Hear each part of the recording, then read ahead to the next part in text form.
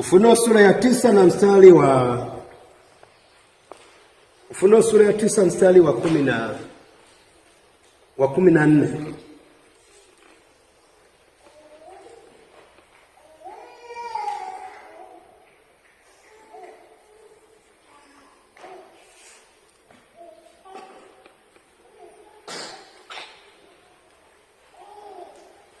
Yazia wa 13.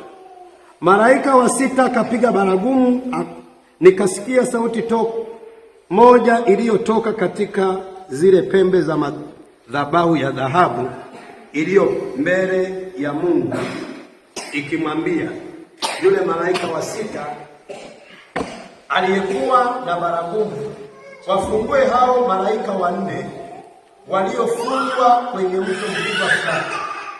Wale malaika wanne wakafunguliwa, waliokuwa wamewekwa tayari kwa ile saa na siku na mwezi na mwaka. Hebu ule mstari wa 15 anasema hivi: wale malaika wanne wakafunguliwa, waliokuwa wamewekwa tayari kwa ile saa na siku na mwezi na mwaka. Unaona hii kalenda? Amen. Siku, saa, mwezi na mwaka. Unaona kabisa kwamba inapangwa. Jumatatu saa 5 itokee hivi. Kwa hiyo unaona inapangwa kabisa. Inapangwa siku, inapangwa saa, inapangwa mwezi, inapangwa na mwaka. Kwa hiyo usipoomba, wanaweza kupangia kwamba mwaka wako wa mwisho ni huu. Bwana Yesu asifiwe. Amen. Kama vile ambavyo wakati Yohana anajifungua ndio walikuwa wamepanga afe. Sasa wewe kwenye kalenda ya kichawi, kalenda ya uovu, wanakupangia bwana akienda kujifungua tuzuie. Kwa hiyo ni lazima kuwa mwombaji, ni lazima kuomba. Usipotengua kalenda ya uovu, usipotengua kalenda ya ubaya, imepangwa siku, imepangwa saa, imepangwa mwezi, imepangwa mwaka. Kwa kawaida wapo malaika wa aina mbili. Kuna malaika wa hofu na kuna malaika wa nuru. Kwa hiyo wale malaika wa hofu wanafanya kazi kutimiza uovu, na wale malaika wa nuru wanafanya kazi kutimiza jambo jema kwenye maisha ya mtu. Kwa hiyo hawa malaika walikuwa wamepangwa saa, kwamba saa fulani, tarehe fulani, mwezi fulani, mwaka fulani mtakuwa mahali fulani. Kwa hiyo mapepo yanakuwa yamepangwa kwamba ikifika Ijumaa saa 6 mchana, kaeni kwenye barabara ya Msoma Mwanza, eneo fulani, kaeni pale. Kuna gari itakuwa imekuja, kuna jamaa moja ambaye amepangiwa kalenda, anatakiwa apinduke na gari yake. Yale mashetani yanakaa ile eneo. Unashangaa mtu anafika pale, labda anaendesha ni gari lake. Unashangaa inatokea gari nyingine, anapigwa changaramacho, alafu anadondoka. Wanasema jamani, kapata ajali. Sio ajali, ilikuwa imepangwa kalenda.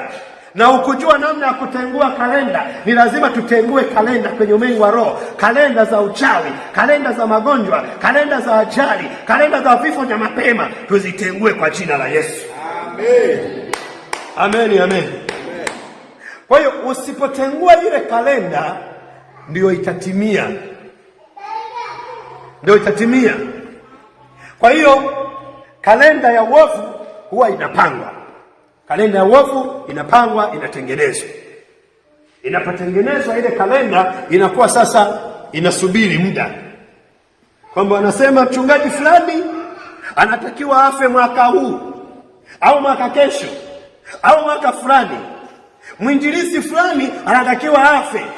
Mwinjilisti fulani anatakiwa. Unajua wale waombaji wa hapa wao wanajua vitu vingi, wana siri nyingi, wanajua kuna vitu vingi huwa vinatengenezwa. Amen, amen. Kwa hiyo kuna wakati mwingine matatizo yanapotokea au shida fulani inapotokea, ujue imepangwa. Hakuna kitu kinatokea kwa bahati mbaya. Unashangaa mtu alikuwa ni mzima, anakwenda na jikwaa kidogo, akijikwaa kidogo, baadaye mguu unaanza kuvimba, wanaenda kupima, anamwambia ni kansa ya mguu. Ilianzia wapi? Ujikwaa. Kuna uhusiano gani wa kujikwaa na kansa? Wewe jiulize hilo swali. Kuna uhusiano gani? Wewe ulikuwa unatembea alafu unajikwaa kidogo, mguu unaendelea huo, unavimba huo, unakwenda huo, alafu baadaye unaenda hospitali na kwambia tunaona kansa ya mguu, inabidi tuukate. Unajiuliza, nikatwe? Wachawi walitengeneza, wakaenda wakatega uchawi wao. Walipoutega wewe ukaenda ukajikwaa. Ulipojikwaa ilikuwa ni uchawi unaingia kwenye mguu. Alafu wewe sasa ukaanza kuishi na hutengui, na unaomba maombi yako ya salamu Maria umejaa neema. Unaweza kaomba salamu Maria umejaa neema, Bwana yu nawe, ukamaliza na watakatifu wote na ukaroba na ukafa. Amen, amen. Ndio maana lazima tujue kwamba ni lazima tutengue rohoni, tufyatue kwenye ulimwengu wa roho. Tusiombe yale maombi ya kubembeleza. Ndio maana mimi nikiomba huwa naua mchawi, hata kama ni mshirika huko hapa na kuua. Amina. Ukitaka uondoke mapema, vinginevyo utafariki. Amen, amen. Ukija kuwa mshirika hapa, uje umeamua tofauti na hapo na kufyeka. Mimi waga sina cha msalia mtume kwamba unajua ili mradi tu wewe ukiingia kwenye anga najua ni mchawi na feka. Waulize nilo wafeka humu hawapo. Amina. Amen, amen. Ukikaa hapa ukae sawa sawa. Amen. Ukija hapa ukae sawa sawa. Na wiki nilikuwa na maombi, lakini ilikuwa na vipingamizi. Narudia tena wiki hii. Amina. Amen, amen. Narudia tena wiki ilikuwa na vikwazo fulani ambavyo vilikuwa vinazuia wiki nikishinda wiki nyingine naendelea, naweza nikaenda hata miezi miwili napiga wachawi. Amina. Amen, amen.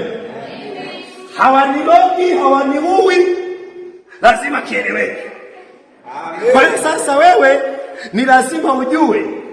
Biblia inasema usimwache mwanamke mchawi aishi. Alafu wewe unakaa naye kanisani, alafu ni mzee wa kanisa, umempa na cheo mchawi, yupo kanisani mchawi, alafu ni mzee wa kanisa. Mimi hapa hakuna. Ndio maana hapa watu hatunaga vyeo vya mara vya uzee wa kanisa wala nini. Hapa hatuna. Hapa ni kijeshi. Amen, amen. Ukifika hapa ni kijeshi, tunafyatua, mtu anakaa sawa sawa, anakaa sehemu yake, mambo yanakwenda kwa jina la Yesu. Amen. Amen, amen. Kwa hiyo wewe kila unachokiona usiwaze kimetokea kwa bahati mbaya, kilipangwa. Unaona hawa malaika walikuwa wamefungwa 4. Wale malaika 4 wamewekwa tayari kwa saa, kwa siku, kwa mwezi na mwaka. Tuone walifanya nini. Ile mstari wa 16 au 15. Wale malaika 4 wakafunguliwa waliokuwa wamewekwa tayari kwa ile saa na siku na mwezi na mwaka, ili kwamba waue theluthi ya wanadamu. Waue. Hawa wameweka kuua. Ni malaika hawa. Ila wameweka kazi yao ni kufanyaje? Ni kuua. Na wanaua lini? Kuna tarehe imepangwa. Wanaua lini? Kuna mwezi umepangwa. Wanaua lini? Kuna mwaka umepangwa. Kwamba hao malaika watakuwepo kazini tarehe fulani, mwezi fulani na mwaka fulani. Utashangaa kuna vifo vinatokea. Watu wanakufa ovyo ovyo. Kumbe sio kwamba wanakufa, kuna malaika waagizo wamewekwa tayari. Nendeni mkaue wa Tanzania. Nendeni mkaue watu hata wasio na hatia. Wanaua watu, wanaenda hospitalini wanaua. Wanaenda sehemu fulani wanaua, wanaenda kila mahali wanaua. Leo Mungu akupe nyota kwa jina la Yesu, uwashinde wachawi kwa jina la Yesu. Amen, amen, amen. Kwa hiyo unaanza kuona kwamba kumbe kwenye ulimwengu wa roho unaweza ukaona mtu kumbe sio mtu. Unaona tukio sio tukio. Unaona kumbe kuna ugonjwa umetokea sio ugonjwa. Unaambia bwana kuna asasi ambazo haziponi. Unaambia bwana kuna matatizo ya kichwa, kila siku jioni kinauma, kila siku asubuhi kinauma, kichwa hakiponi. Kuna watu wana matatizo hayaishi, kumbe wametengenezewa ili iwe ni sehemu yao ya kuharibikiwa. Leo tunaenda kutengua kwa jina la Yesu. Amen. Amen, amen. Amina. Leo tunatengua kwa jina la Yesu. Amen. Amen, amen. Amen.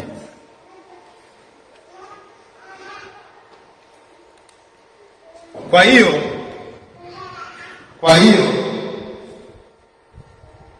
hawa malaika walikuwa wamepangwa kwa siku, mwezi na mwaka ili wauwe theluthi ya wanadamu wote. Hawa ni malaika wametengenezwa, wameandaliwa. Kama nilivyosema kwamba wapo malaika wa giza na wapo malaika wa nuru. Wale malaika wa giza ni kutimiza uharibifu. Wale malaika wa giza ni kuleta magonjwa. Wale malaika wa giza ni kuleta utasa. Wale malaika wa giza ni kuleta complication kwenye uzao. Wale malaika wa giza ni kuleta matatizo ya kujifungua. Wale malaika wa giza ni kuwataku majenti wao ili waweze kutimiza mabaya. Leo Yesu akupe nguvu ya kuwashinda. Amen. Uende usalini, uende popote, uingie ofisini, uingie kila mahali, leo upewe nguvu ya kuwashinda kwa jina la Yesu Kristo. Amen. Haleluya. Amen. Bwana Yesu asifiwe. Amina. Tunapokuwa tunafanya vita vya kiroho, tunapokuwa tunapambana na kuvunja ile kalenda ya ubaya, kalenda ya uovu, kalenda ya matatizo, kalenda ya vifo vya mapema, kalenda ya ajali, kalenda ya vifo vya watoto, leo tunaingia kwenye ulimwengu wa roho masaa haya. Kila roho iliyotuma kwenye maisha yako lazima ipigwe na iachie maisha yako leo. Amen.